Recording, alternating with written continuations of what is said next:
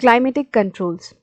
इस वीडियो में हम ये देखेंगे कि किसी भी जगह के क्लाइमेट को कौन कौन से फैक्टर्स जो हैं वो अफेक्ट करते हैं। There are 6 major controls of the climate of any place. तो किसी भी जगह के क्लाइमेट को 6 ऐसे फैक्टर्स हैं जो कि डिटरमाइन करते हैं। They are latitude, altitude, pressure and wind system, distance from the sea जिसे हम कॉन्टिनेंशियलिटी भी कहते हैं, ocean currents and relief features. Due to the curvature of the earth, the amount of solar energy received varies according to the latitude। तो पहला जो control है वो है लेटीट्यूड का। अब अर्थ हमें पता है वो जियोइड शेप की है और उसके यहाँ पे इस तरीके से साइड्स में कर्व जो हैं वो बनते हैं, वो साइड से ऐसे कर्व्ड है और north pole and south pole की तरफ से वो फ्लैट है, राइट। अब क्योंकि अर्थ का सरफेस इस तरीके से कर्व्ड है तो सूरज से जो भी वो रोशनी, जो भी सनलाइट वो रिसीव करती है उसमें हर जगह पे अंतर पड़ता है। मतलब जो मेन इक्वेटर होगा, जहाँ जो बल्ज है वो सबसे ज़्यादा है, वहाँ पे सबसे ज़्यादा जो हीट है वो रिसीव होगी। उसके बाद जैसे जैसे हम ऊपर की तरफ बढ़ने लगेंगे, इक्वेटर से ऊपर की तरफ और इक्वेटर से नीचे की तरफ आने लगेंगे, वैसे वैसे हर जगह पे जो सनलाइट है वो कम होनी शुरू हो जाएगी। मतलब कि जैसे जैसे हम नॉर्थ पोल की तरफ पहुंचेंगे तो जो सनलाइट है वो बहुत ही कम हो जाएगी और इसी तरीके से जब हम साउथ पोल की तरफ देखते हैं तो वहाँ पे भी सनलाइट रिसीव जो होती है वो बहुत ही कम होती है। तो सोलर एनर्जी जो है उसमें अफेक्ट पड़ता है, उसमें डिफरेंसेस हैं। क्यों? क्योंकि अर्थ की जो शेप है वो इस तरीके से बल्ज आउट है साइड से और इसकी वजह से अलग अलग एरियाज जो है वो अलग अलग लेटीट्यूड्स पे सोलर एनर्जी रिसीव करते हैं वो अलग होती है। As a result, air temperature generally decreases from the equator towards the poles। अब क्योंकि जो सनलाइट रिसीव हो रही है वो अलग है, इसीलिए जैसे जैसे हम इक्वेटर से पोल्स की तरफ बढ़ते हैं, चाहे नॉर्थ पोल हो चाहे साउथ पोल हो, तो वहाँ पे जो एयर टेम्परेचर है, मतलब हवा का जो टेम्परेचर है वो डिक्रीज होने लगता है, ठंडी होने लगती है हवा। As one goes from the surface of the earth to higher altitudes, the atmosphere becomes less dense and temperature decreases। तो दूसरा जो कंट्रोल है वो है ऑल्टीट्यूड्स का। तो जैसे जैसे हम किसी भी जगह से ऊपर की तरफ बढ़ने लगते हैं अर्थ के सरफेस से, ये अर्थ का सरफेस है, अब इससे हम जैसे जैसे ऊपर की तरफ जाने लगेंगे वैसे वैसे हवा की जो डेंसिटी है वो कम होने लगेगी। अब डेंसिटी क्या होता है, मान लो ये एक एरिया है, इसके अंदर जो पार्टिकल्स हैं वो एकदम ऐसे पास पास हैं, राइट, मतलब एकदम घना है, जगह बीच में बिल्कुल भी नहीं है। तो इस चीज को हम कहेंगे ये बहुत ही ज्यादा डेंस है। वहीं एक और जगह है, वहां पे हमें क्या देखने मिल रहा है कि जो पार्टिकल्स हैं हवा के वो एक इधर पे है, एक इधर पे है, राइट, एक इधर पे है। तो ये चीज मतलब क्या है कि पार्टिकल्स बहुत ज्यादा खुले खुले हैं, एकदम से चिपके नहीं हुए हैं। तो ये क्या हो गया, ये लेस डेंस है, राइट। तो जैसे जैसे हम जमीन से ऊपर की तरफ जाने लगते हैं तो हवा भी कम डेंस होने लगती है। समुद्र के पास जो हवा होती है वो सबसे ज्यादा डेंस होती है, सबसे ज्यादा एक तरीके से घनी होती है, हैवी होती है। बट जैसे जैसे हम ऊपर जाने लगते हैं, पहाड़ों पे चढ़ने लगते हैं, मतलब जो टेम्परेचर है वो भी कम होने लगता है और जो हवा है वो भी लाइट होने लगती है। जैसे आपने सुना होगा कि जब जो लोग हैं जब माउंटेन्स पे चढ़ते हैं तो उसमें क्या होता है कि धीरे धीरे करके जैसे जैसे वो ऊपर जाते हैं तो ऑक्सीजन की कमी होने लगती है। तो उसका रीजन यही है कि क्योंकि वहां पे जो हवा है वो बहुत ही ज्यादा लाइट हो जाती है, डेंसिटी हवा में नहीं बचती है, इस वजह से वहां पे ऑक्सीजन की कमी होने लगती है।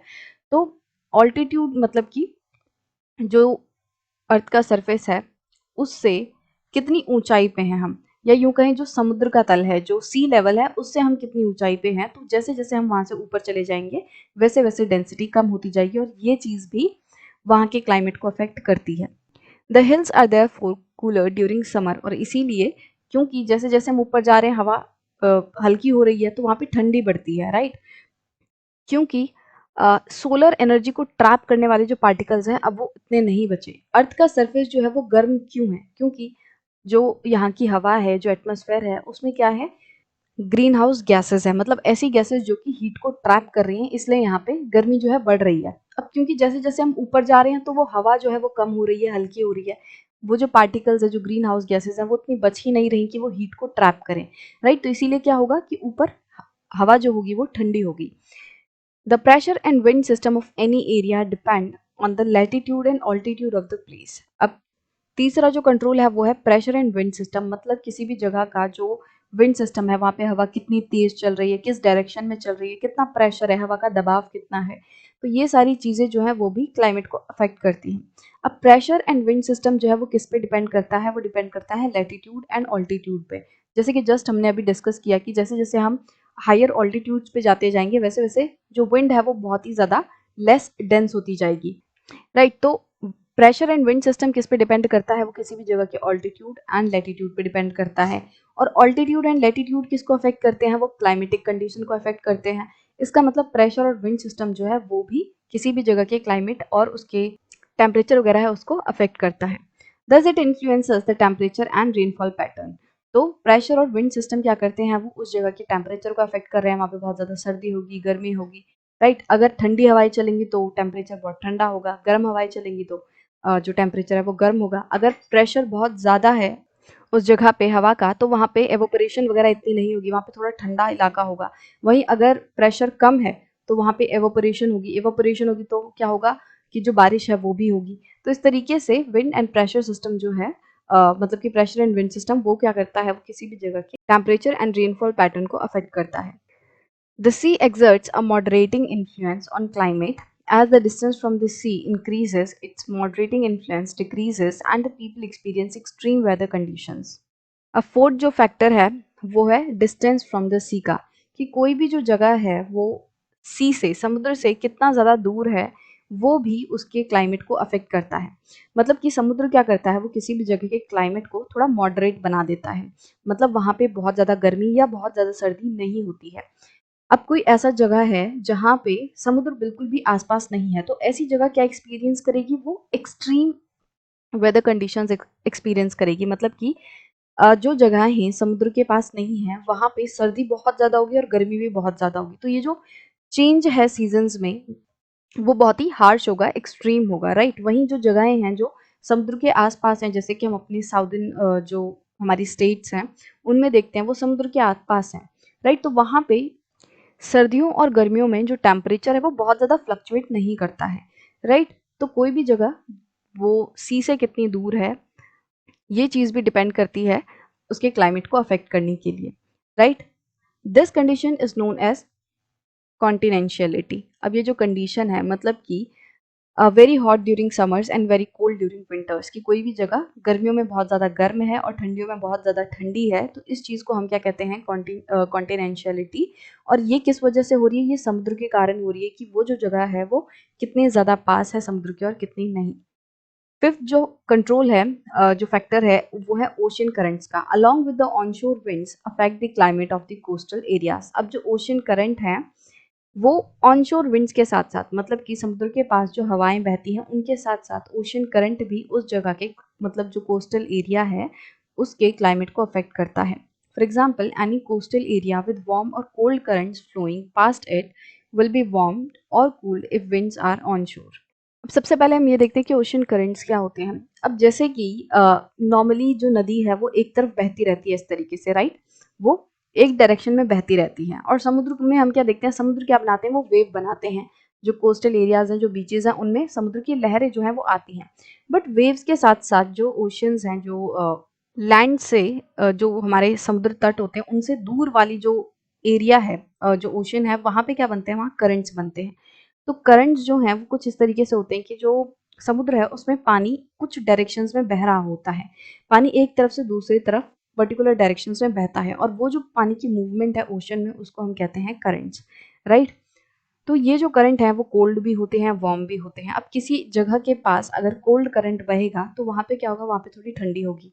अगर वहीं उस जगह के पास अगर कोई वार्म करंट है, मतलब गर्म करंट जो है ओशन करंट बह रहा है, तो वहाँ पे क्या होगा, वहाँ पे जो इलाका है वो थोड़ा गर्म रहेगा। और ये जो ओशन करंट्स हैं ये बारिश को भी अफेक्ट करते हैं, राइट। तो इसका मतलब जो ओशन करंट्स हैं वो भी किसी जगह के क्लाइमेट को अफेक्ट करने में बहुत ज़्यादा इंपॉर्टेंट रोल प्ले करते हैं। Why most of the world's desert are located in the western margins of the continent in the subtropics। अब यहाँ पे जैसे कि अभी हमने ओशन करंट के बारे में पढ़ा, तो उसी से रिलेटेड यहाँ पे इन्होंने आपको एक चीज़ ढूंढने के लिए कही है कि वर्ल्ड के जितने भी ज़्यादा मेजर डेजर्ट हैं वो हमें ज़्यादातर देखने मिलता है कि वो वेस्टर्न मार्जिन पे हैं। जैसे कि आप इंडिया में ही देख लो, जो थार डेजर्ट है वो इंडिया के वेस्ट तरफ पड़ता है। तो ऐसा क्यों, कि हम जितने भी बड़े डेजर्ट देख रहे हैं, हम सहारा डेजर्ट देखते हैं, ये सारे डेजर्ट वेस्टर्न मार्जिन पे ही क्यों होते हैं। अब ये इसलिए है क्योंकि उनके पास जो ओशन करंट्स हैं वो कोल्ड करंट्स बहते हैं। नॉर्मली जो कॉन्टिनेंट्स की वेस्टर्न मार्जिन है वहाँ से क्या होता है, वहाँ से कोल्ड करंट बहता है, राइट। तो अगर यहाँ से कोल्ड करंट बहेगा तो यहाँ पे क्या होगा, एवोपरेशन वगैरह नहीं होगी, यहाँ पे ठंडा इलाका होगा। अगर ठंडा इलाका होगा तो हीट नहीं होगी, हीट नहीं होगी तो एवोपरेशन नहीं होगा, एवोपरेशन नहीं होगा तो बादल नहीं बनेंगे, बारिश नहीं होगी, राइट। तो इसीलिए इन जगहों पे क्या होता है, जो वेस्टर्न मार्जिन है वहाँ पे हमें ज़्यादातर देखने मिलेगा कि जो एरिया है वो थोड़ा सूखा इलाका है, डेजर्ट वाला इलाका है। वहीं जो ईस्टर्न मार्जिन है वहाँ पे क्योंकि वार्म करंट होता है तो वार्म करंट बहता है, इसकी वजह से बारिश वगैरह अच्छी होती है। और इसीलिए जो आपको ईस्टर्न मार्जिन दिखेंगी कॉन्टिनेंट्स की वो थोड़ी हरी भरी होती है, वहाँ पे बारिश अच्छी होती है। Now finally relief to place a major role in determining the climate of a place. अब जो हमारा लास्ट कंट्रोल है किसी भी जगह के क्लाइमेट को अफेक्ट करने के लिए वो है रिलीफ फीचर।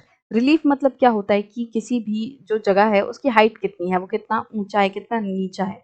मतलब अर्थ के सरफेस पे जो फीचर्स हैं वो कितने ऊंचे हैं, नीचे हैं, पहाड़ है, समतल है, पठार है, मतलब प्लेट्यू है। तो ये सारी चीज़ें क्या है, रिलीफ फीचर है। तो जो रिलीफ फीचर है वो भी एक इम्पॉर्टेंट रोल प्ले करता है क्लाइमेटिक जो कंडीशंस हैं उनको डिटरमाइन करने में। High mountains act as a barrier for cold और हॉट विंड्स। अगर किसी जगह पे आपको बहुत बड़े बड़े माउंटेन्स वगैरह देखने मिलेंगे तो वो जो माउंटेन्स हैं वो बैरियर की तरह काम करते हैं, किसके लिए, हॉट और कोल्ड विंड्स, मतलब जो ठंडी या फिर गर्म हवाएं आ रही हैं तो उनको वो रोकने का काम करते हैं। मान लो यहाँ पे कोई पहाड़ है, राइट, और इस तरफ से हवाएं आ रही हैं, तो अगर ये पहाड़ बहुत ऊंचा है तो क्या होगा, ये हवाएं जो हैं वो इससे टकरा जाएंगी और वो ये जो हवाएं हैं वो इसको पार करके इस तरफ इतनी आसानी से नहीं जा पाएंगी।